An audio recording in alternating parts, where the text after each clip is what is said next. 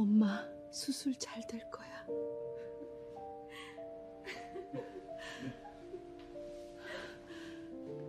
엄마가 수술대 위에 있는데. 안녕하세요. 저는 올해 62살 김순영이에요. 오늘 제가 들려드릴 이야기는요.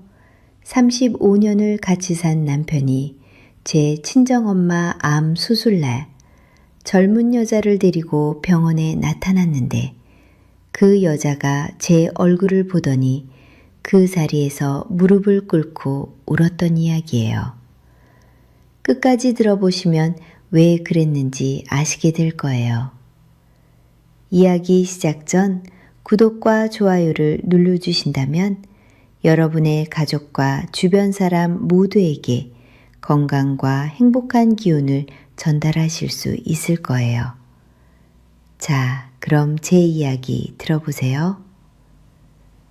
저는 37회 전 25살 때 박태수라는 남자를 소개팅으로 만났어요. 한빛건설이라는 중견 건설회사에서 현장 소장을 하던 사람이었는데 키도 크고 목소리도 굵고 사람들 앞에서 말을 참 잘하더라고요. 소개팅 자리에서 저한테 잘해줬고 2달 만에 결혼하자고 했는데 지금 생각하면 그게 잘해준 게 아니라 그냥 급했던 거였어요. 25이던 저는 그걸 몰랐죠. 문제는 결혼식 날부터 터졌어요. 제 친정엄마 복순 어머니는 그때 시장통에서 생선 장사를 하고 계셨거든요. 새벽 4시에 나가서 저녁 7시까지 좌판에서 생선 파시던 분이에요. 근데 결혼식장에 오신 엄마를 본 남편이 뭐라고 했는지 아세요? 하객들이 다 있는 자리에서 자기 친구한테 대놓고 생선 비린내 나는 집안이랑 사돈을 맺게 됐다고 그러더라고요. 저는 면사포 아래에서 그 말을 똑똑히 들었어요. 여러분, 결혼식 날 신부가 면사포 밑에서 우는 건 감동의 눈물이어야 하잖아요. 저는 그게 아니었어요. 거기서 끝이 아니었어요. 시어머니도 거들었거든요. 시어머니는 지금은 돌아가셨는데 그날 하객들 앞에서 우리 아들이 아까운 혼사라고 하셨고 남편은 어머니 말을 맡기는커녕 옆에 서서 웃기만 하더라고요. 그 눈물이 앞으로 35년간 이어질 눈물의 시작이었다는 걸 그날에 저는 까맣게 몰랐죠. 결혼하고 나서 남편은 월급을 전부 자기 이름으로 된 통장에만 넣고 저한테는 한 달에 생활비 몇십만 원만 줬어요. 그걸로 밥 해 먹고 아이 키우고 집안 살림을 다 해야 했는데 제가 친정에 가겠다고 하면 그 동네 가면 옷에 냄새 밴다며 매번 막았거든요. 명절에 친정엄마 얼굴 한번 보겠다는 게 그렇게 큰 죄인가요? 제가 항의라도 하면 남편이 하는 말은 딱 하나였어요. 네가 뭘 벌어서 말이 많냐고요.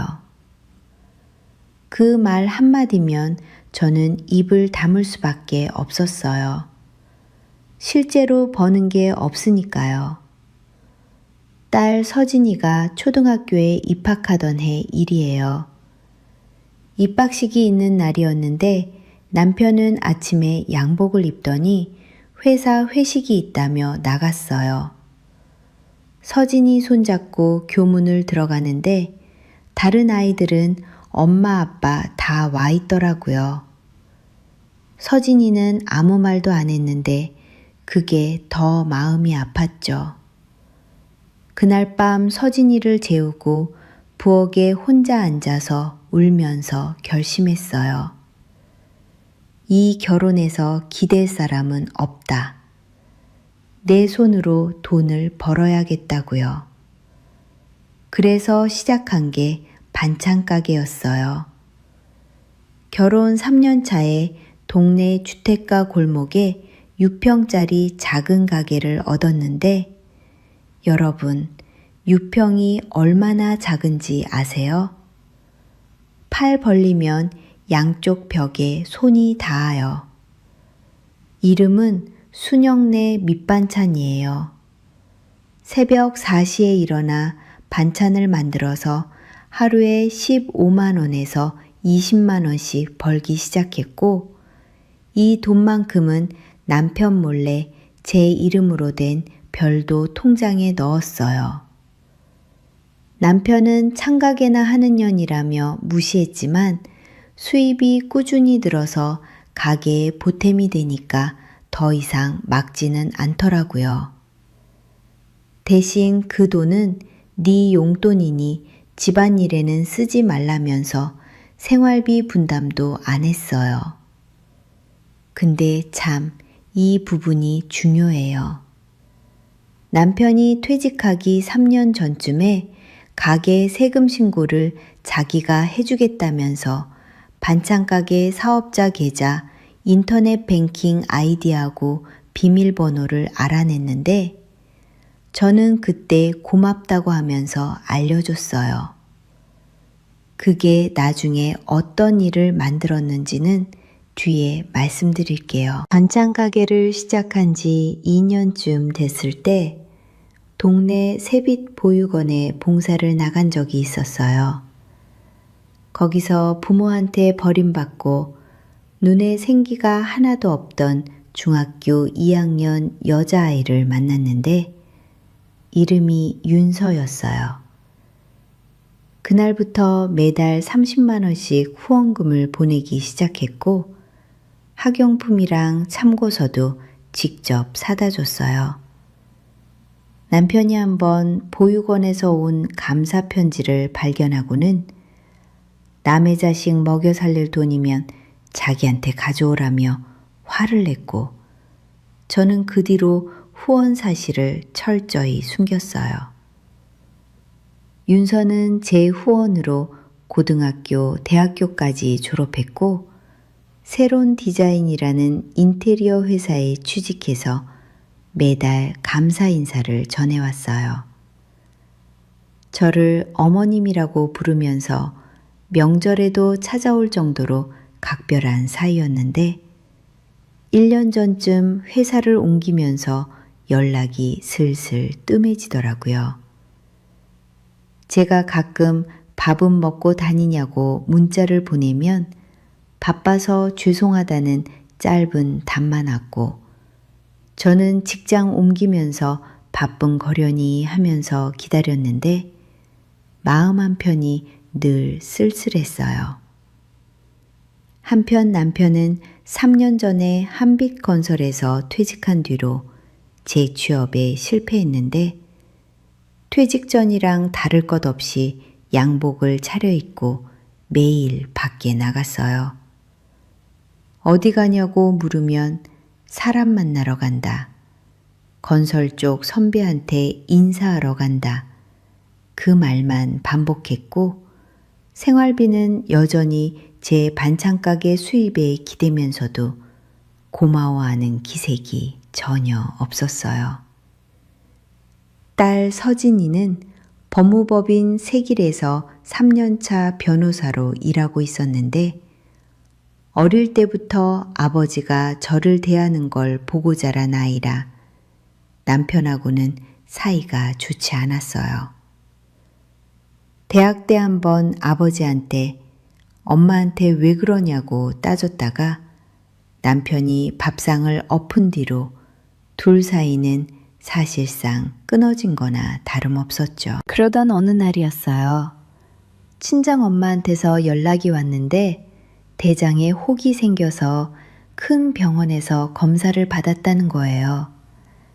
급히 병원으로 달려가서 엄마랑 같이 진료실에 들어갔더니 담당 의사가 대장암 3기 판정을 내리면서 바로 수술해야 한다고 하더라고요.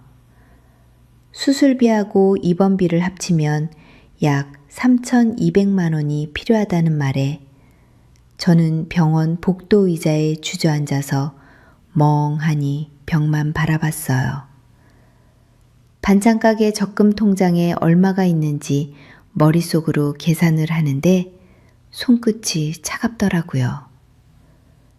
그날 저녁 집에 돌아와서 남편한테 친정엄마 암 판정 사실을 알리면서 수술비 좀 도와달라고 했어요. 근데 이 사람이 소파에 앉아서 저한테 뭐라고 했는지 아세요? 니네 집안일인데 왜 내 돈을 쓰냐? 네 가게에서 번 돈으로 알아서 하라고 그러더라고요. 제가 다시 한번 물었어요. 35년 동안 이러면서 장모님 수술비 한 푼도 안 보탤 거냐고요. 남편은 그 시장바닥 장모한테 쓸 돈 없다면서 원래 암은 나이 먹으면 다 걸리는 거 아니냐고 하는데 그 말 듣는 순간 온몸에 힘이 빠지면서 더 이상 말이 안 나왔어요. 방으로 들어가서 적금 통장을 꺼냈어요. 15년간 새벽마다 일어나서 벌어온 돈이니까 4,600만 원쯤은 있을 거라고 생각했는데 잔고를 확인하는 순간 눈을 의심했어요. 2,800만 원밖에 안 남아 있더라고요. 1,800만 원이 어디로 간 건지 이해가 안 돼서 거래 내역을 한 장 한 장 넘겨봤더니 지난 1년 반 동안 매달 100만 원씩 제가 모르는 계좌로 자동이체가 걸려 있었어요. 남편한테 물었더니 뭐라고 했는지 아세요?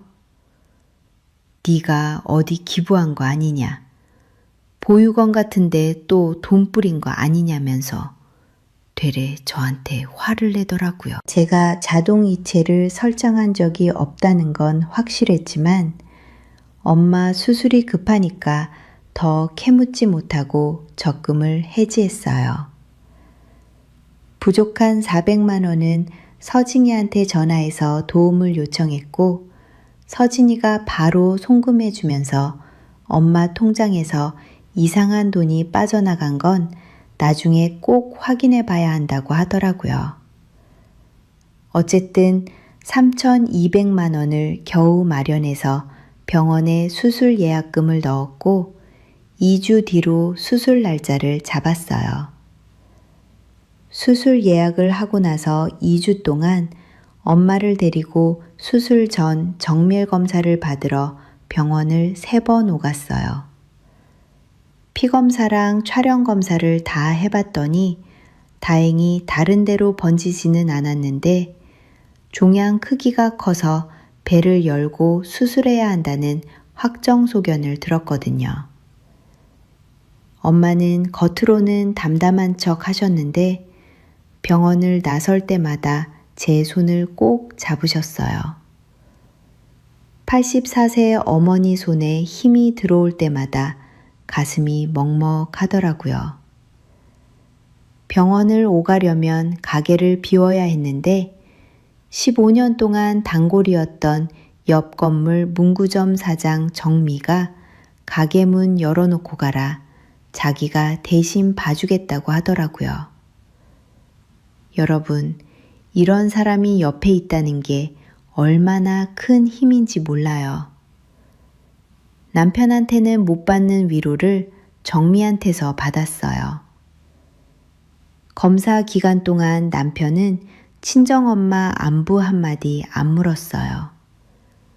오히려 외출 횟수가 눈에 띄게 늘어서 일주일에 4-5번은 아침에 양복을 빼입고 나갔다가 저녁 늦게 들어왔는데 어디 가냐고 물으면 사람 만나러 간다는 같은 대답만 하더라고요. 장모가 암에 걸렸는데 안부도 안 묻는 남편이 매일 양복을 차려입고 어딜 그렇게 다니는 건지 그때부터 뭔가 이상하다는 느낌이 슬슬 들기 시작했어요. 어느 날 남편이 외출하고 난 뒤에 양복 바지를 세탁기에 넣으려고 주머니를 뒤졌는데 접힌 종이가 하나 나왔어요. 고급 레스토랑 영수증이었는데 2인 코스 요리에 와인까지 해서 28만 원이 찍혀 있더라고요. 근데 여러분, 영수증 날짜가 언제였는지 아세요? 제가 엄마를 데리고 촬영 검사를 받으러 병원에 갔던 바로 그날이었어요. 장모가 병원에서 검사받고 있는 그 시간에 28만 원짜리 코스 요리를 먹고 있었던 거예요. 그때 제 심정이 어땠는지 아세요? 손이 차가워지면서 영수증을 쥔 손가락에 힘이 들어가더라고요. 며칠 뒤에 또 양복 세탁을 맡기려고 다른 주머니를 뒤지다가 접힌 종이를 하나 더 발견했는데 이번에는 원룸 관리비 고지서였어요. 제가 한 번도 들어본 적 없는 주소에 월 관리비 35만 원, 예금주가 남편 본인 이름으로 되어 있었거든요. 수술비 한 푼도 못 내겠다던 사람이 28만 원짜리 외식을 하고 원룸까지 따로 유지하고 있었던 거예요. 이게 말이 된다고 생각하세요? 저는 레스토랑 영수증이랑 원룸 고지서를 나란히 놓고 한참을 들여다봤는데 보면 볼수록 손끝이 차가워지더라고요. 2장을 다 사진으로 찍어서 서진이한테 보냈어요. 서진이가 사진을 보더니 아빠 명의 원룸이 따로 있다는 건 뭔가 숨기는 게 있다는 뜻이라면서 자기가 법무법인에서 이혼이랑 재산 쪽을 전문으로 하는 선배 한정민 변호사한테 자문을 구해보겠다고 했어요. 며칠 뒤에 서진이가 한 변호사한테 상황을 설명했더니 어머니 명의 통장에서 매달 100만 원씩 자동 이체된 것은 본인 동의 없이 재산을 빼돌린 것에 해당할 수 있고 원룸 유지비하고 연결될 가능성이 높다면서 금융거래 내역을 더 상세하게 확인해 보라고 조언을 해줬다더라고요. 서진이가 제 동의를 받아서 은행에 가서 최근 2년간 거래 내역을 정식으로 조회했어요. 매달 100만 원이 빠져나간 그 계좌가 남편 개인 명의 계좌라는 게 확인됐고 그 돈이 원룸 월세하고 관리비, 나머지는 어디에 썼는지 모를 소비에 쓰인 정황까지 나왔어요. 근데 여기서 끝이 아니었거든요. 서진이가 제 반찬가게 사업자 계좌도 확인해 봤는데 6개월 전부터 매출 입금 중 일부가 남편 개인 계좌로 빠져나간 기록이 3건, 총 450만 원이 발견됐어요. 저는 전혀 몰랐던 이체였고 남편이 예전에 세금 신고해주겠다면서 알아낸 인터넷 뱅킹 정보를 이용한 거였어요. 전에 말씀드렸잖아요. 그때 고맙다고 하면서 비밀번호를 알려줬다고요. 그게 이렇게 돌아올 줄 몰랐죠. 서진이가 전화로 이체 날짜하고 금액을 하나하나 읊어주는데 저는 말을 잃었어요. 설마 그 사람이 내 가게 돈까지 손을 댔겠냐고 처음에는 믿기가 어려웠는데 숫자가 딱딱 맞으니까 부정할 수가 없더라고요. 새벽 4시에 일어나서 15년간 하루도 안 쉬고 벌어온 돈을 그 사람이 몰래 빼돌리고 있었다는 게 사실이라는 걸 받아들이는 순간 이를 꽉 깨물었는데도 눈물이 나오려고 하더라고요. 전화를 끊고 거실에 앉아서 반찬 가게를 처음 열던 날을 떠올렸어요. 6평짜리 가게에서 혼자 새벽부터 반찬을 만들며 시작했던 그날이요. 근데 지금은 엄마 수술이 먼저니까 감정을 눌러 담았어요. 화를 낼 시간이 없었거든요. 그 주에 가게에서 일하다가 정미한테 아무렇지 않은 듯이 남편이 요즘 외출이 잦다고 넌지시 이야기했더니 정미가 그 나이 남자가 갑자기 양복 빼입고 다니면 좋은 일로 다니는 게 아니라면서 눈 크게 뜨고 있으라고 하더라고요. 웃어 넘겼는데 속으로는 그 말이 가시처럼 박혔어요. 수술 3일 전이었어요. 저녁 식사 자리에서 남편이 갑자기 그래도 장모님 수술인데 자기도 병원에 가봐야 하지 않겠냐고 하더라고요. 그동안 안부 한마디 없던 사람이 갑자기 왜 그러는 건지 의아했지만 와주면 엄마가 좋아하실 거라고 대답했어요. 근데 남편이 거기서 한마디를 더 보태더라고요. 예전 회사에서 같이 일했던 후배가 있는데 그 후배도 어르신 문병을 하고 싶다고 해서 같이 가려 한다는 거예요. 회사 후배가 장모 수술에 왜 오겠다는 건지 이상했지만 남편 표정이 워낙 자연스러워서 더 캐묻지 않았어요. 수술 전날 밤에 엄마 집에서 같이 자면서 내일 준비물을 챙겼어요. 엄마는 나는 괜찮다, 너 걱정이 더 크다고 하시면서도 제 손을 놓지 않으셨고 엄마가 잠드신 뒤에도 저는 한참을 깨어 있었어요. 통장 잔고, 원룸 고지서, 레스토랑 영수증이 머릿속에서 떠나질 않더라고요. 수술 당일 새벽 5시에 엄마랑 택시를 타고 병원에 도착했고 서진이도 법무법인에 반차를 내고 아침 치부시에 와서 합류했어요. 셋이서 수술 접수를 마치고 대기실에 앉아서 기다렸는데 엄마가 수술복으로 갈아입기 전에 저한테 만약 자기가 못 일어나면 서진이를 잘 부탁한다고 하시더라고요.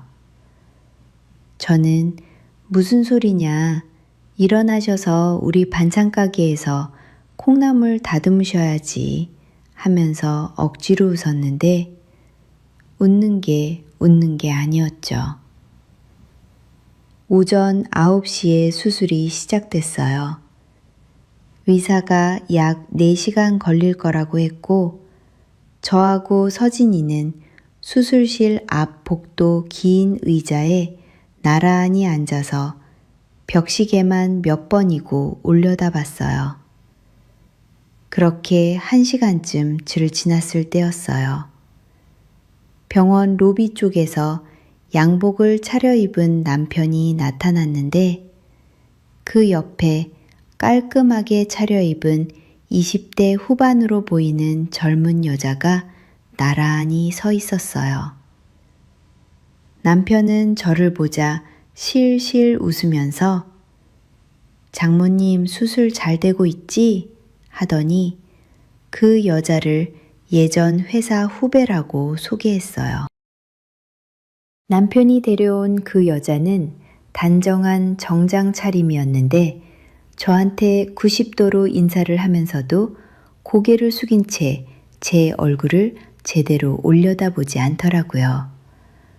병문안 와서 죄송하다고 했는데 목소리하고 분위기에서 어딘가 낯익은 느낌이 스쳤어요.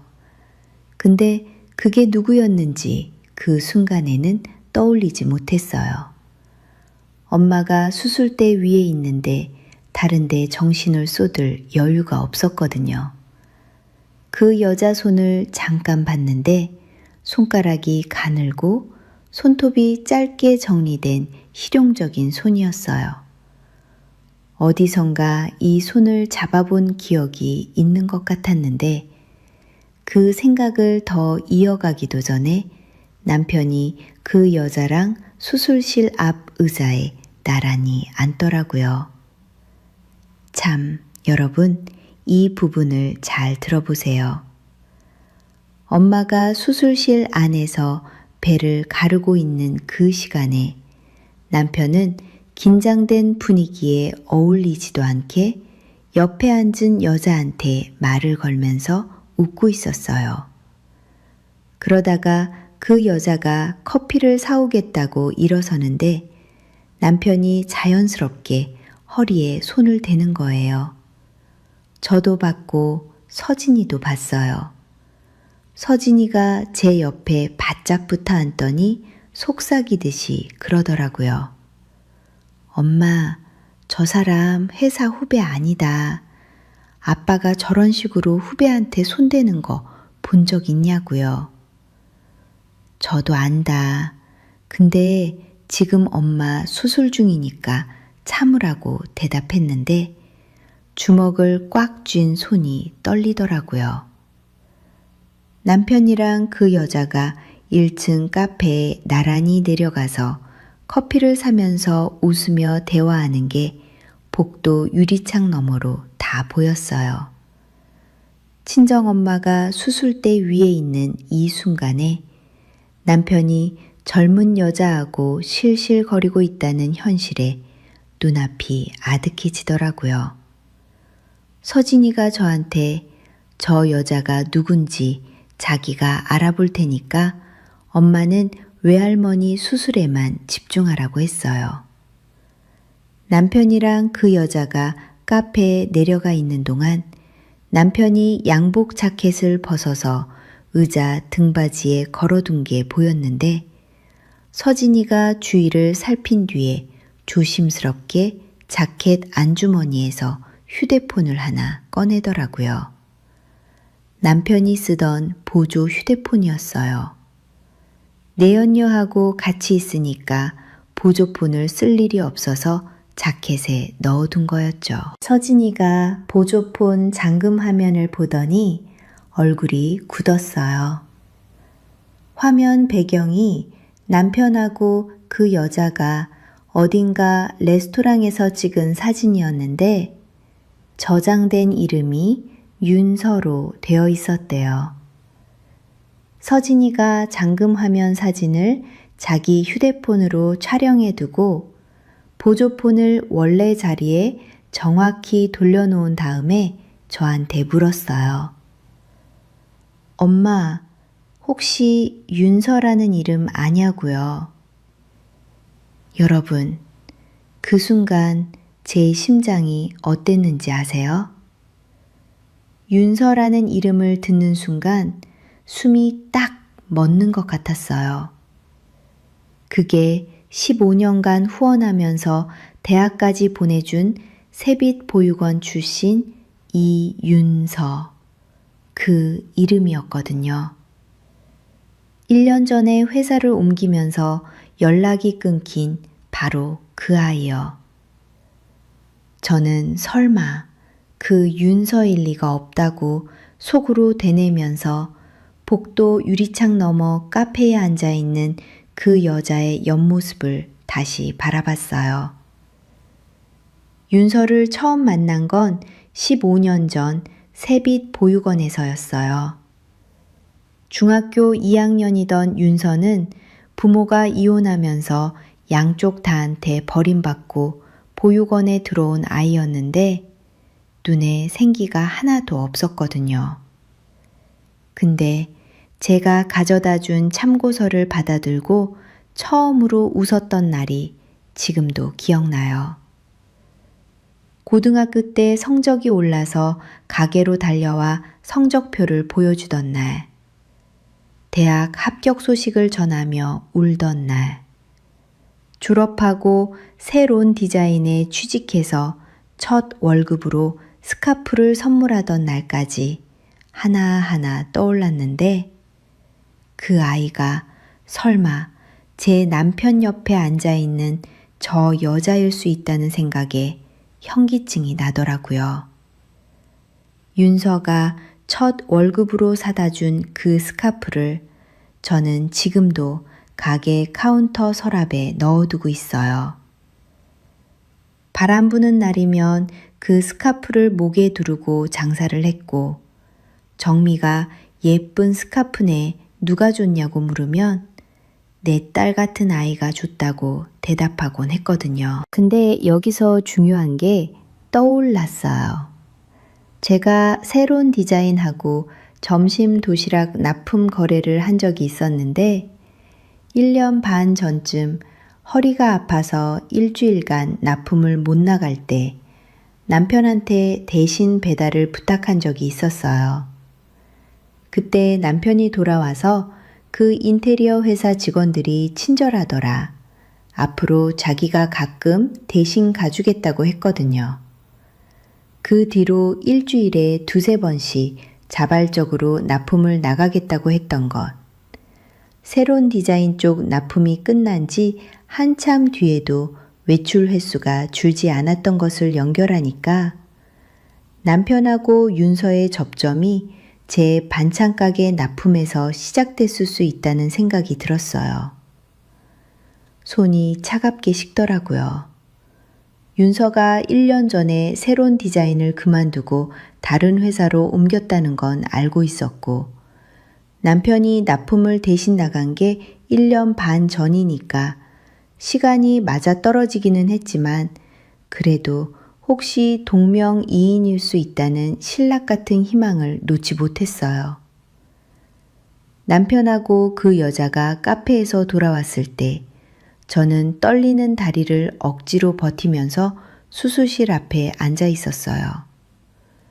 남편은 제 표정 변화를 전혀 눈치채지 못한 채 수술 얼마나 더 걸리냐고 물으면서 여자하고 계속 소곤거렸고 저는 그 모습을 보면서 지난 1년 반간의 일들이 퍼즐처럼 맞아가고 있다는 걸 느꼈어요.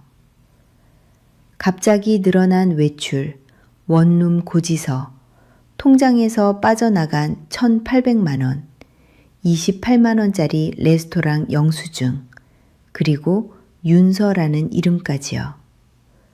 이 모든 게 하나의 그림을 가리키고 있었는데 그 그림의 전체를 보는 게 두려웠어요. 수술 시작한 지 3시간쯤 됐을 때 서진이가 저한테 소곤거리면서 한 변호사한테 연락해서 남편 명의 부동산 내역이랑 계좌 추가 조회를 요청해 놨다고 알려줬어요.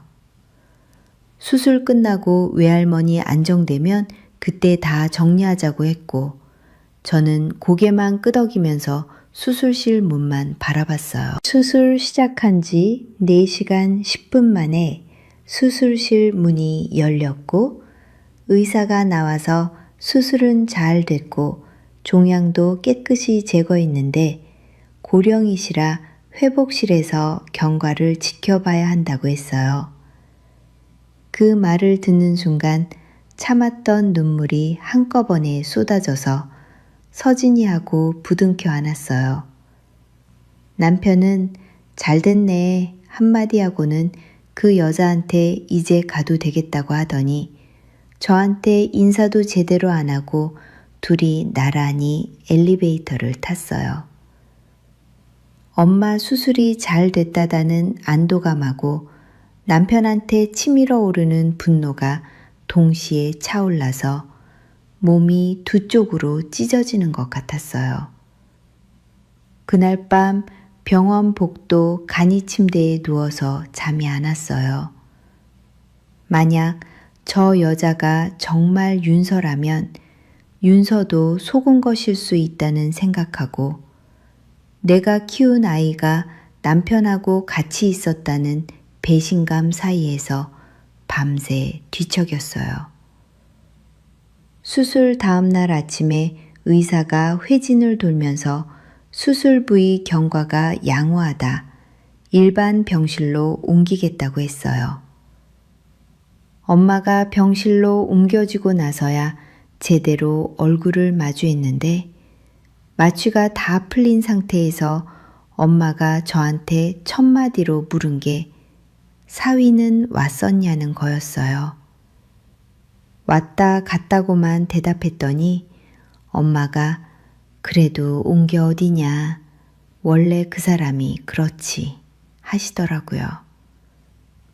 35년간 사위한테 무시당하는 걸 지켜봐온 엄마의 그 체념 섞인 말투가 가슴에 비수처럼 꽂혔어요. 같은 병실에 있던 60대 보호자분이 저한테 넌지시 그러더라고요. 어제 남편분이 젊은 여자분이랑 같이 오셨더라. 딸인 줄 알았는데 아닌 것 같더라고요. 저는 웃으면서 회사 후배래요 하고 넘겼는데 귀까지 빨개지는 수치심을 느꼈어요. 여러분, 병실에 있는 남한테도 그게 보였다는 거잖아요. 남편이 저한테 얼마나 대놓고 그랬는지 아시겠죠? 그날부터 낮에는 병원에서 엄마를 간병하고 밤에는 집에 돌아오는 생활이 시작됐는데 남편은 집에서 마주쳐도 수술 이야기를 꺼내지 않았어요.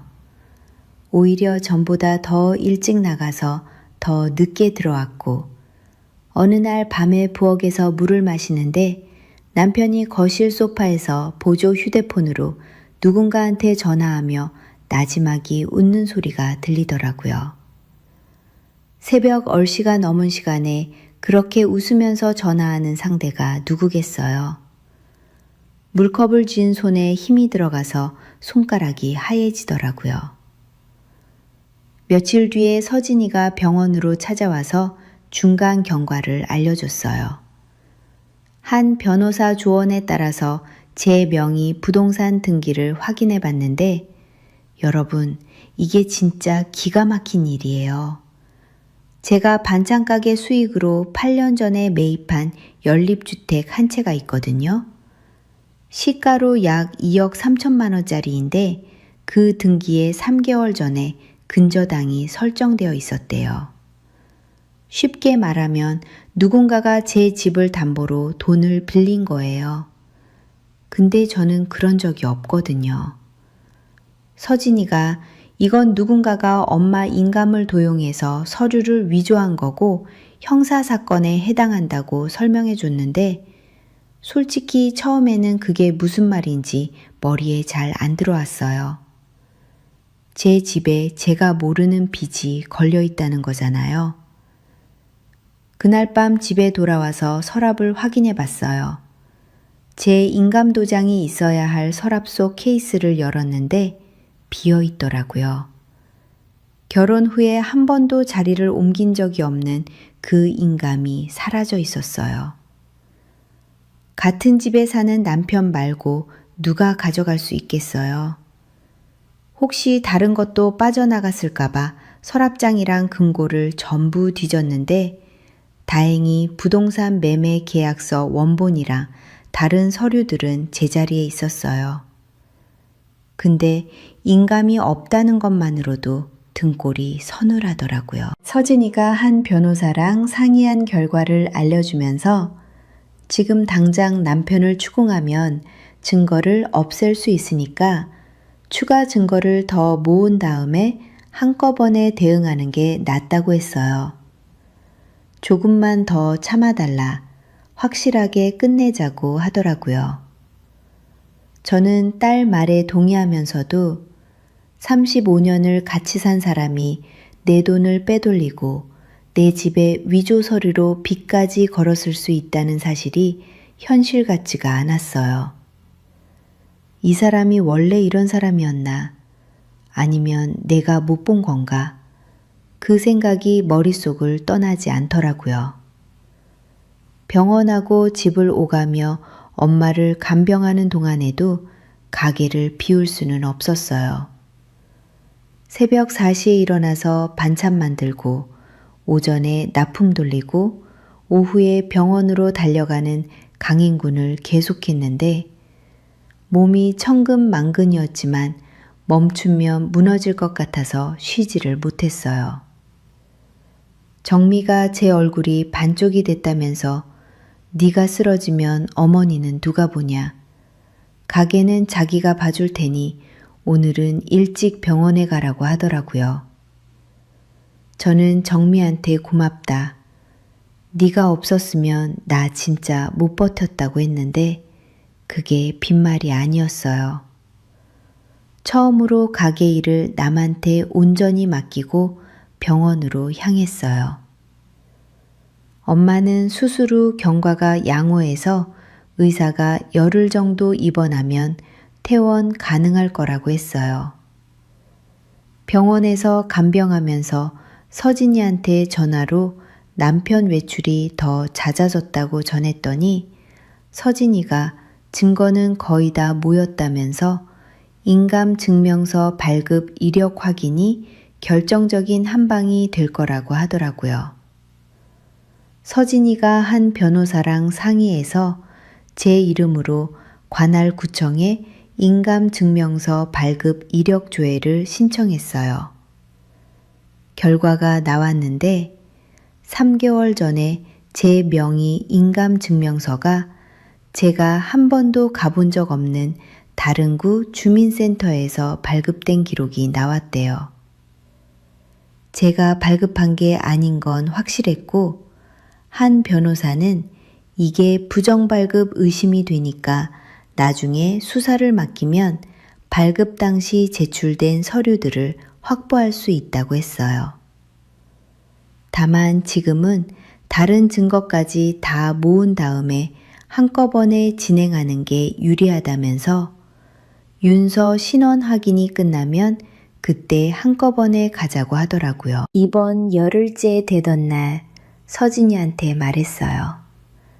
수술도 잘 됐고 엄마도 회복 중이니까 이제 그 일을 매듭 짓고 싶다고요. 서진이는 퇴원하고 나서 바로 시작하자. 한 변호사도 준비됐다고 했어요. 엄마 얼굴에 혈색이 조금씩 돌아오는 걸 보면서 이제 엄마 걱정은 좀 덜었으니 내 문제를 직시해야 할 때가 왔다는 걸 느꼈어요. 엄마가 태어나던 날 택시에 모시고 친정집까지 데려다 드렸어요. 엄마를 침대에 눕혀드리고 미역국을 끓여드린 다음에 집으로 돌아왔는데 그날 밤 잠이 안 오더라고요. 다음 날 새벽에 일어나서 반찬을 만들고 납품을 돌리고 가게 문을 열었는데 손이 반찬을 만들고 있어도 머릿속에서는 통장 잔고, 근저당, 원룸, 윤서라는 이름이 쉴 새 없이 돌아가더라고요. 가게 문을 닫으면서 생각했어요. 엄마 걱정은 덜었으니까 이제 내 문제를 직시해야 한다고요. 다음 날 아침에 서진이한테 전화했어요. 이제 시작하자고요. 서진이가 한 변호사랑 함께 그동안 모은 증거를 정리한 서류 파일을 만들어 놨다면서 오후에 법무법인에서 만나자고 했어요. 오후에 법무법인 상담실에서 서진이하고 한 변호사를 만났는데 서진이가 증거를 테이블 위에 하나씩 펼치면서 설명하기 시작했어요. 첫째, 제 적금 통장에서 남편 계좌로 매달 100만 원씩 1년 반 동안 빠져나간 1,800만 원. 둘째, 제 반찬가게 사업자 계좌에서 남편 계좌로 빠져나간 450만 원. 셋째, 제 명의 연립주택에 위조 서류로 설정된 근저당하고 제가 가본 적도 없는 구청에서 발급된 인감증명서. 넷째, 남편 명의 원룸 유지 정황. 다섯째, 병원에서 목격한 남편의 외도 정황하고 보조 휴대폰 잠금 화면 사진까지요. 여러분, 35년 결혼 생활이 이 종이 몇 장 위에 요약되어 있더라고요. 현실인데 현실 같지가 않았어요. 한 변호사가 이것만으로도 이혼 사유하고 재산 분할에 충분하지만 서류 위조의 경우에 남편이 혼자 한 건지 아니면 다른 사람이 끼어 있는 건지를 밝혀야 확실한 근거가 된다고 설명해 줬어요. 수사를 맡기면 구청에서 발급할 때 남긴 기록을 확보할 수 있다고 하더라고요. 그 얘기를 다 듣고 나서야 남편이 제 재산을 체계적으로 빼돌리고 있었다는 걸 완전히 받아들였어요. 35년간 그래도 남편인데 하면서 참아왔던 제가 한심하다는 생각이 드는 동시에 이제는 더 참으면 안 된다는 결의가 처음으로 확고해졌어요. 저는 서진이한테 이혼을 진행하겠다고 말했어요. 근데 그 전에 한 가지를 먼저 확인하고 싶었어요. 저 여자가 정말 내가 아는 윤서인지요. 서진이는 소송에 들어가면 어차피 상대방 특정이 필요하니까 자연스럽게 밝혀진다고 했지만 저는 법적으로가 아니라 사람 대 사람으로 확인하고 싶었어요. 15년을 키운 아이잖아요. 세빛보육원에 연락해서 윤서 연락처를 물어봤는데 개인정보라 알려줄 수 없다고 하더라고요.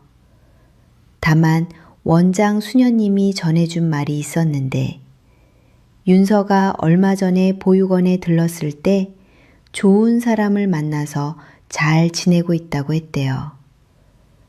여러분, 그 좋은 사람이 제 남편일 수 있다는 생각에 가슴이 무너지더라고요. 수녀님이 덧붙여서 윤서가 그날 어머님 이야기도 했다고, 바빠서 어머님께 연락을 못 드리는 게 죄송하다고 했대요.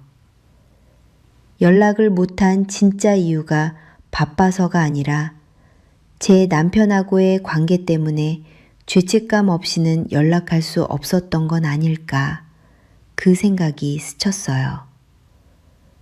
서진이가 다른 방법을 시도했어요.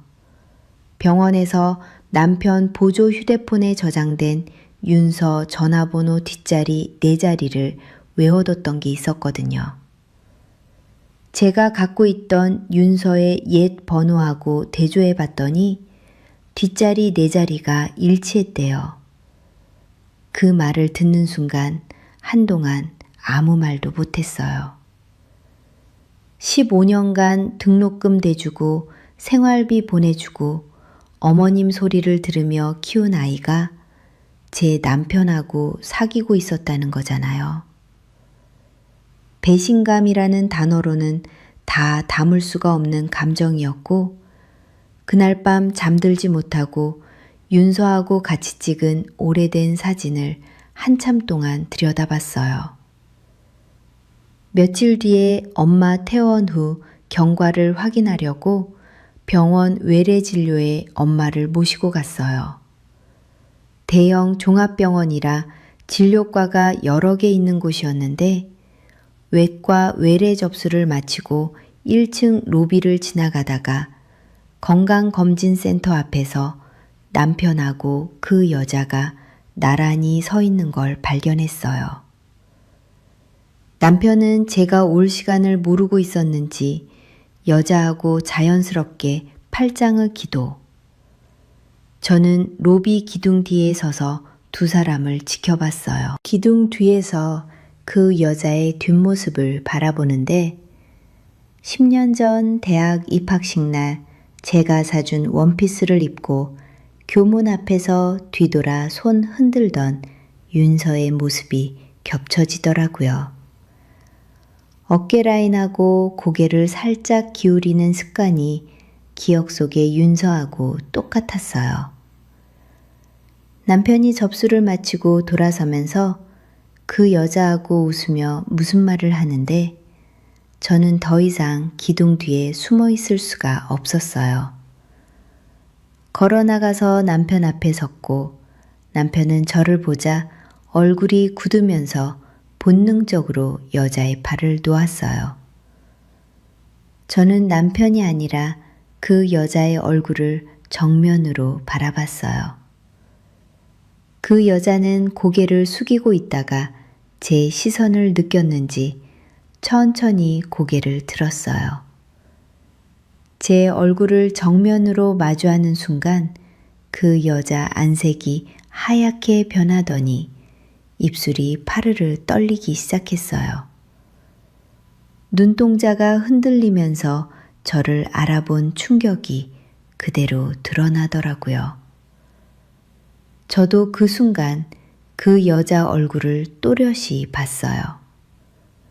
왼쪽 눈썹 위에 작은 흉터가 있었는데 보육원에서 넘어져 이마를 다쳤을 때 제가 직접 병원에 데려가서 꿰맨 바로 그 흉터였거든요. 그걸 확인하는 순간 마지막 의심이 사라졌어요. 그 여자가 제 얼굴을 보더니 어머님 하고 한마디를 내뱉었는데 그러고는 그 자리에서 두 무릎이 바닥에 꺾이듯이 무릎을 꿇었어요. 병원 로비 한가운데서 양손으로 얼굴을 감싸고 울기 시작했고 주변에 있던 사람들이 일제히 시선을 돌렸어요. 여러분, 15년간 어머님이라고 불러온 그 목소리를 듣는 순간에요. 무릎 꿇고 우는 저 여자가 제가 중학교 2학년 때부터 키운 윤서라는 걸 두 눈으로 확인한 거예요. 저는 울지도 소리치지도 못한 채 그 자리에 얼어붙어 서 있었어요. 로비에 있던 사람들이 웅성거리기 시작하고 안내 데스크 직원이 다가와서 괜찮으시냐고 물었는데 저는 고개만 끄덕였어요. 윤서는 바닥에 무릎을 꿇은 채로 고개를 들지 못하고 계속 울었고요. 남편은 윤서가 저한테 어머님이라고 부르면서 무릎을 꿇으니까 그제야 사태를 파악한 건지 얼굴이 창백해지더라고요. 윤서를 일으키면서 여기서 이러지 말고 일단 나가자고 했는데 윤서가 남편 손을 뿌리치면서 제 앞에서 일어나지 않았어요. 윤서가 울면서 저한테 이야기를 하기 시작했어요. 남편이 1년 반 전에 새로운 디자인의 도시락 납품을 오면서 자기한테 접근했다고요. 5년 전에 이혼한 싱글이라고 했고 같이 살던 아내하고는 성격 차이로 헤어졌다고 해서 진심으로 믿고 사귀었다고요. 남편이 처음 납품을 왔을 때 아내가 반찬 가게를 한다는 말은 했지만 전 아내라는 표현을 써서 이미 이혼한 상태라고 믿었다는 거예요. 회사를 옮긴 뒤에도 남편이 계속 연락을 해왔고 외로웠던 자기가 그 연락에 응한 거라고 했어요. 여러분, 그때 제 심정이 어땠는지 아세요?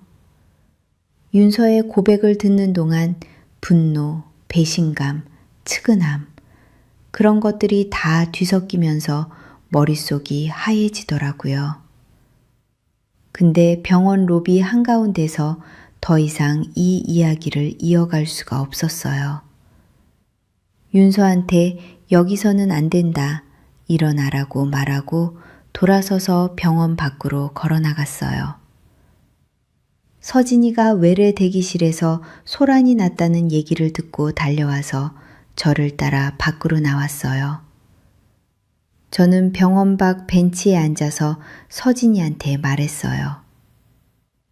그 아이가 속은 거다. 그 아이 잘못이 아니다.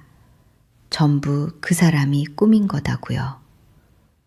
15년간 키운 아이를 미워할 수가 없다는 것하고 남편한테 치밀어 오르는 분노가 뒤섞으면서 저는 그날 처음으로 소리내어 울었어요. 반찬 가게를 하면서도 생활비를 못 받으면서도 남편한테 무시를 당하면서도 안 울었는데 그날은 참을 수가 없었어요. 서진이가 저를 안으면서 그러더라고요. 엄마, 윤서가 증인이 되어주면 아빠의 범죄를 완전히 입증할 수 있다. 하지만 그건 윤서의 결정이니까 지금은 기다리자고요. 저는 그건 나중에, 지금은 잠깐만 가만히 있자고 하면서 눈물을 닦았어요. 나중에 안일인데요. 로비에 남겨진 남편이 윤서한테 너 지금 뭔 짓을 한 거냐고 화를 냈대요. 근데 윤서가 남편한테 돌아서면서 자기한테 이혼했다고 거짓말한 건 누구냐고, 저분이 자기를 키워준 어머님인데 어떻게 이럴 수 있냐면서 다시는 연락하지 말라고 통보하고 병원을 떠났다고 해요. 남편은 로비에 혼자 남겨졌고 주변 사람들 시선이 전부 자기한테 쏠려 있다는 걸 느끼고는 황급히 병원을 빠져나갔대요. 그날이 기점이었어요. 남편의 35년 결혼 생활하고 1년 반짜리 이중 생활이 동시에 무너지기 시작한 거예요. 근데 여러분, 진짜 이야기는 여기서부터예요. 이날 이후로 제가 어떤 결정을 내렸는지, 그리고 윤서가 어떻게 했는지 그 이야기를 이어서 들려드릴게요. 그로부터 사흘 동안 반찬가게 문을 닫고 집에서 혼자 시간을 보냈어요. 거실 장롱 깊숙이 넣어뒀던 결혼 앨범을 꺼내서 처음부터 한 장 한 장 넘겼는데 10살 신부였던 저하고 양복을 입고 웃고 있던 남편 사진, 서진이 돌잔치 때 온 가족이 함께 찍은 사진을 보면서 35년이라는 시간의 무게를 물끄러미 들여다봤어요. 앨범을 넘기다가 서진이 초등학교 입학하던 날 사진이 나왔는데 거기에는 저하고 서진이만 있었거든요. 남편은 그날 입학식에 안 왔잖아요. 처음부터 이 사람은 이랬다는 생각이 앨범 속 웃는 얼굴들하고 겹쳐져지더라고요. 남편은 사흘 동안 외출을 안 하고 집에 머물면서 제 눈치를 봤어요. 둘째 날 저녁에 소파에서 제 옆에 앉더니 자기가 잘못했다면서 그 여자하고는 끝냈다고, 다시 처음부터 시작하자고, 없던 일로 해주면 제가 원하는 대로 다 하겠다면서 손을 잡으려고 하더라고요. 여러분, 솔직히 말할게요. 그 순간 흔들렸어요. 35년인데 정말 이혼해야 하는 건가 싶었고, 이 사람 없는 삶이 어떤 건지 상상이 안 됐거든요. 나이 60이 넘어서 이혼한 여자라는 꼬리표, 주변 시선, 혼자 남은 노후에 대한 두려움이 한꺼번에 밀려왔어요.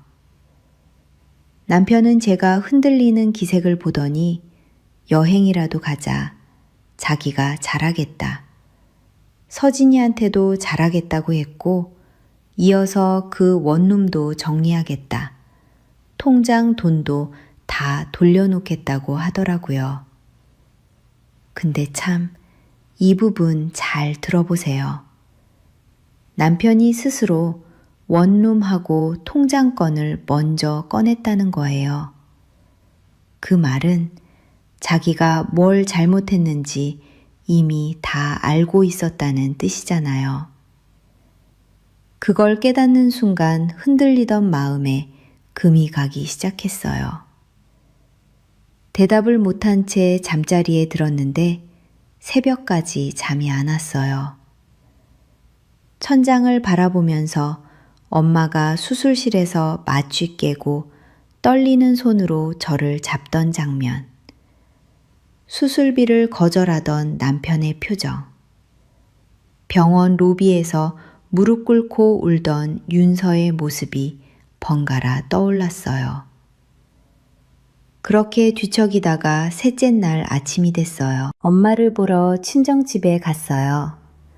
엄마는 퇴원 후 경과가 좋아서 부엌에서 미역국을 끓이고 계셨는데 저는 엄마 옆에 앉아서 처음으로 입 밖에 꺼냈어요. 엄마, 나 이혼하려고 한다고요. 엄마가 국을 저으시면서 한참 동안 아무 말 없다가 불을 끄고 제 옆에 앉으셨어요. 그러더니 사실 네가 진작에 그랬어야 한다고 생각했다고. 수술날 그 사람이 젊은 여자 데리고 온 거 자기가 눈이 어두워도 다 봤다고 하시더라고요. 그리고 이제 너 인생 살아라. 그 사람 때문에 울면서 사는 건 네 엄마가 더 힘들다고요. 여러분, 84세 엄마가 수술대에서도 저를 걱정하셨듯이 저도 이제 저를 걱정해야 할 때가 온 거였어요. 엄마의 그 한마디에 사흘간 흔들리던 마음이 한 곳으로 모였고 친정집을 나서면서 서진이한테 전화했어요. 이혼 진행한다. 한 변호사한테 정식으로 의뢰해달라고요. 서진이가 알겠다.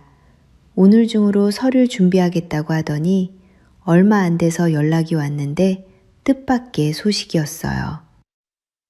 윤서한테서 서진이한테 먼저 연락이 왔대요.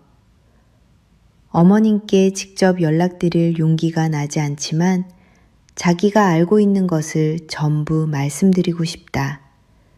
증거가 될 수 있는 것들이 있다고요.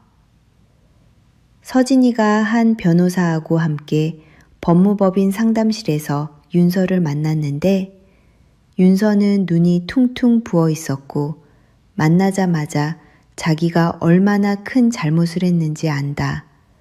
어머님께 갚을 길이 없다고 말한 뒤에 남편하고 사귀면서 알게 된 모든 걸 하나하나 이야기하기 시작했대요. 윤서가 남편의 원룸에 있던 서류들에 대해서 진술했는데 사귄 지 6개월쯤 됐을 때 남편이 전처 명의 부동산을 정리하려 한다면서 인테리어 견적을 내달라고 부탁하면서 부동산 서류를 보여줬대요. 그 서류 중에 김순영 명의의 위임장이 있었는데 인테리어 계약서를 수백 장 봐온 윤서 눈에도 필체가 대리로 쓴 것처럼 어색했다고 하더라고요. 또 남편이 술에 취한 날 아는 부동산 브로커 최 씨를 통해서 전처명의 부동산을 정리할 거다.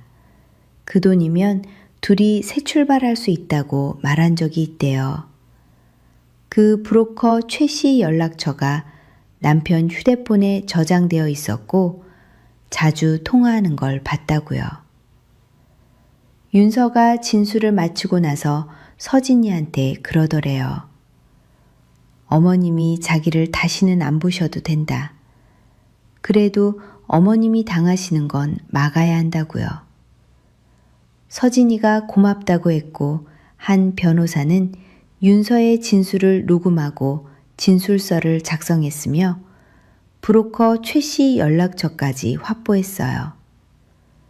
서진이는 이 시점에서 한 변호사하고 함께 이혼 서류, 재산분할 청구서, 그리고 서류 위조에 대한 고소장을 동시에 작성했는데 고소장에는 인감증명서, 부정발급 의혹도 포함시켜서 수사를 하면 구청 기록을 확보할 수 있도록 근거를 마련했대요. 서진이가 완성된 서류를 들고 집으로 찾아왔고 저는 서류를 한 장 한 장 읽었어요. 35년 결혼 생활의 끝이 이 종이 위에 있다는 게 실감이 나면서 서명하기 전에 잠시 펜을 내려놓고 창밖을 바라봤어요. 깊게 숨을 들이쉬고 이혼 서류하고 고소장에 서명했어요. 서진이가 서류를 가방에 넣으면서 엄마는 외할머니 간병하고 가게 일에 집중하라고 나머지는 자기하고 한 변호사가 처리하겠다고 했어요.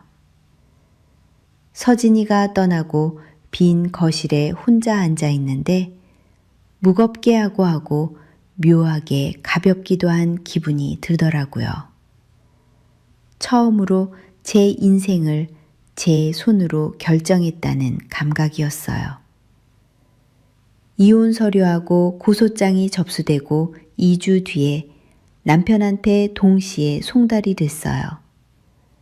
남편이 바로 전화를 해왔는데 이게 무슨 짓이냐면서 부부끼리 이런 걸로 법까지 가냐고 소리를 지르더라고요. 저는 할 말 있으면 변호사를 통해서 하라고만 말하고 전화를 끊었어요. 여러분, 그 한마디를 하는데 35년이 걸렸어요. 전화를 끊은 뒤에 남편이 집으로 찾아와서 현관문을 두드리면서 문 열라고 얘기 좀 하자고 했는데 저는 문을 열지 않았어요. 남편이 30분 동안 문 앞에서 소리를 지르다가 이웃 주민이 경찰을 불렀고 경찰이 오니까 그제야 원룸으로 떠나더라고요. 며칠 뒤에는 반찬 가게에 직접 찾아와서 근저당을 풀어줄 테니 고소를 취하해달라. 이혼은 해주겠지만 재산은 반반으로 하자고 하더라고요. 제가 반반이라고 할 재산도 당신이 빼돌린 거 아니냐고 했더니 목소리를 높이기 시작했는데 정미가 문구점에서 달려와서 여기 장사하는 데다 손님도 있는데 나가라고 막아줬어요. 남편이 정미를 노려보다가 결국 나갔고 정미가 저한테 그 인간이 또 오면 자기가 경찰 부른다고 하더라고요. 진짜 정미가 없었으면 그날 가게에서 큰일이 날 뻔했어요. 남편 쪽 변호사가 한 변호사한테 연락해서 고소를 취하하면 재산 분할해서 양보하겠다는 협상안을 제시했는데 한 변호사가 서류 위조하고 인감증명서 부정 발급은 합의하고 상관없이 처벌할 수 있는 사안이고 브로커에 대한 수사도 이미 시작됐다고 회신하면서 협상을 거절했대요. 고소가 접수되니까 경찰이 수사에 착수했고 구청에서 제 명의 인감증명서 발급할 때 남겨진 서류들을 확보했어요. 위임장 필체가 제 것이 아니었고 대리인으로 최동규라는 이름이 적혀 있었대요. 이 최동규라는 사람이 인근 지역에서 활동하는 브로커였는데 전과가 있는 사람이었고 경찰 조사에서 남편의 의뢰를 받아서 제 명의 인감증명서를 발급받은 사실을 인정했어요. 남편이 수수료로 300만 원을 줬다는 통장 기록까지 나왔고 최동규는 남편이 아내가 아파서 직접 올 수 없다고 거짓말했다고 진술했대요. 남편은 경찰 조사에 불려가서 처음에는 모르는 일이라고 잡아댔는데 최동규 진술하고 통장 기록이 나오니까 결국 자기가 시킨 거라고 시인했어요. 첫 번째 재판이 열렸어요. 서진이하고 한 변호사가 남편이 제 통장에서 몰래 빼돌린 1,800만 원, 반찬가게 매출에서 빼간 450만 원, 위조 서류로 설정한 근저당, 1년 반 동안의 외도 증거를 전부 제출했고 윤서가 쓴 진술서도 증거로 채택됐어요. 남편 쪽에서는 저도 남편 몰래 보육원에 거액을 후원하는 등 재산을 독단적으로 썼다고 주장했는데 한 변호사가 제 후원금은 제가 번 돈에서 나간 거고 배우자 재산을 위조 서류로 빼돌린 것하고는 차원이 다르다고 반박했고 재판부에서도 남편 쪽 주장을 받아들이지 않았어요. 여러분, 법정에서 남편하고 마주 앉는 순간이 있었는데요. 35년 전 결혼식 날 면사포 아래에서 울었던 25살의 저하고 지금 법정에서 이 사람하고 마주 앉아 있는 62살의 제가 겹쳐지더라고요. 남편은 제 눈을 마주치지 못하고 고개를 숙이고 있었어요. 두 번째 재판에서 결과가 나왔어요. 재산은 제가 7, 남편이 3으로 나뉘었고 남편이 빼돌린 2,250만 원은 전액 제 몫으로 돌아왔어요. 위자료 3천만 원 지급하고 제 명의 연립주택에 걸린 근저당도 말소하라는 판결이었어요. 남편은 서류 위조 혐의로 징역 1년에 집행유예 2년을 선고받았고 브로커 최동규는 전과가 있어서 실형을 받았어요. 이혼이 최종 확정된 날 법원을 나오면서 서진이하고 나란히 걸었어요. 서진이가 엄마 수고했다고 하더라고요. 35년 만에 처음으로 박태수의 아내가 아니라 김순영으로 법원 문을 나서는데 무겁기도 하고 가볍기도 한 기분이었어요. 법원 근처 식당에 들어가서 된장찌개를 시켜 먹었는데 서진이가 엄마 이제 뭐 하고 싶냐고 물었어요. 한참 생각하다가 대답했어요.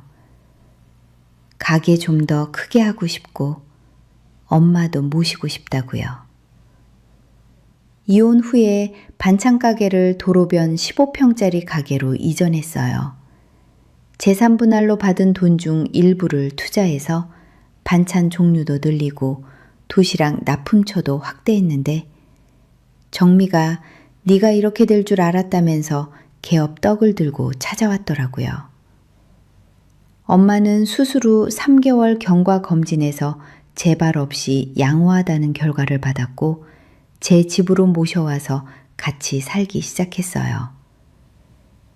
엄마는 매일 아침 반찬 가게에 나와서 콩나물을 다듬으시면서 가만히 앉아 있으면 몸이 더 아프다고 고집을 부리셨는데 그 모습이 얼마나 감사하던지 몰라요. 보육원 후원도 다시 시작했고요. 남편은 이혼 후에 원룸에서 혼자 살게 됐고 서진이한테 한 번만 만나자고 연락했지만 서진이는 용건이 있으면 문자로 보내라고만 하고 끊었대요.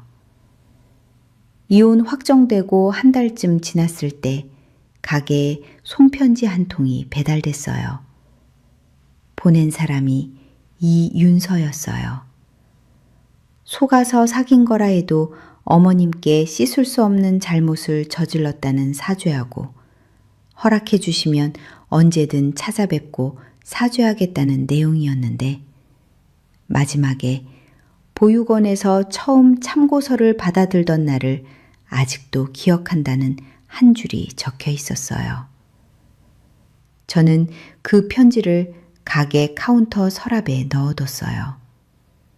윤서가 첫 월급으로 사다 준 스카프 바로 옆에요. 가게를 이전하고 석 달 뒤에 개업식을 했는데 가게 앞에 저, 엄마, 서진이, 정미, 동네 단골 손님 몇 분이 모여서 떡이랑 과일을 나눠 먹었어요. 그날 저녁에 가게 문을 닫고 혼자 카운터에 앉아서 서랍을 열었어요. 윤서의 편지를 꺼내서 다시 읽고 휴대폰을 꺼내서 윤서 번호를 눌러 짧은 문자를 보냈어요. 밥 한번 먹자고요. 보내고 나서 가게 불을 끄면서 혼잣말을 했어요. 이제 진짜 내 인생 시작이다. 여러분, 이게 제 이야기예요. 35년을 참고 살면서 제가 배운 게 하나 있어요. 참는 게 다가 아니라는 거요. 참는 게 미덕이라고 저도 그렇게 믿고 살았는데 돌아보니까 참느라 잃어버린 시간이 너무 많았더라고요. 근데 저는 운이 좋은 사람이에요. 새벽마다 같이 반찬 만들어주는 엄마가 계시고 제 편에서 끝까지 싸워준 서진이가 있고 가게 문 열어놓고 가라며 대신 봐준 정미가 있잖아요. 혼자였으면 못 해냈을 거예요. 그 사람들이 있었으니까 여기까지 온 거예요. 혹시 지금 참고 계신 분이 있으시면요. 참는 것하고 버티는 건 다른 거예요. 나를 위한 결정을 내리는데 나이는 상관없더라고요. 62에도 할 수 있었으니까요. 긴 이야기 끝까지 들어주셔서 진심으로 감사해요. 제 이야기가 마음에 남으셨다면 댓글로 한 말씀 남겨주세요. 여러분 이야기도 듣고 싶거든요. 구독 눌러주시면 또 다른 이야기로 찾아뵐게요. 고맙습니다, 여러분.